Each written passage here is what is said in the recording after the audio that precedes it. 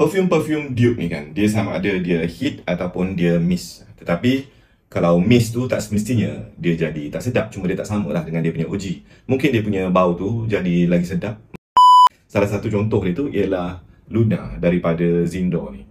Okay, ni kalau kau compare side to side dengan dia punya OG, opening dia especially, dia ada macam beza sikit. Sebab dia punya opening dalam OG tu is very animalic punya scent. Tetapi untuk Luna, Zindor ni memang mass appealing. Dia punya opening tu dia dah ditukar daripada something yang animalic kepada something yang macam mass pleasing to the nose. Senang nak terima bau dia, okay? Tapi kali ni kita bukan nak cakap pasal Luna. Ini antara perfume favourite aku daripada Zindor. Kali ni aku nak bercakap pasal Himself daripada Zindor. Ini ialah dupe kepada Myself daripada YSL tu. Bukan nak overclaim, tapi aku nak try perfume ni dekat seorang yang dia pakai Myself.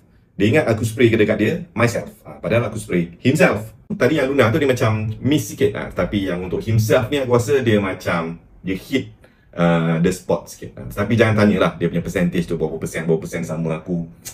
Tak reti lah nak bagi percentage tu. Tapi in terms of dia punya similarities, kalau kau pakai ni in the air, kau berjalan, InsyaAllah lah orang tak tahu sama ada kau pakai dia punya OG ke atau kau pakai yang dia punya dupe ni, Himself ni.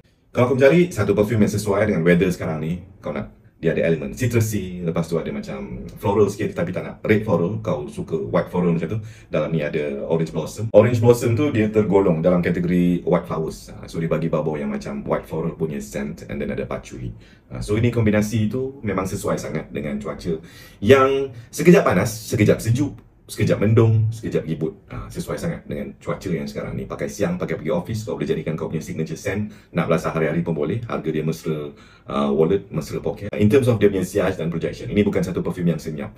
Sebab bila ada citrus, bau dia akan keluar, dia akan project, dia akan merebak. Dibantu dengan dia punya orange blossom tadi tu, so bau dia akan kuat project. Dan dia punya longevity untuk satu perfume citrus macam ni, kau pakai pergi office pukul 9, pukul 4, 5, still ada lagi dia punya bau. Tapi macam biasalah dengan apa perfume sekalipun, kalau kau pakai mula-mula mestilah kuat bau dia, tapi lama-lama dia makin kurang.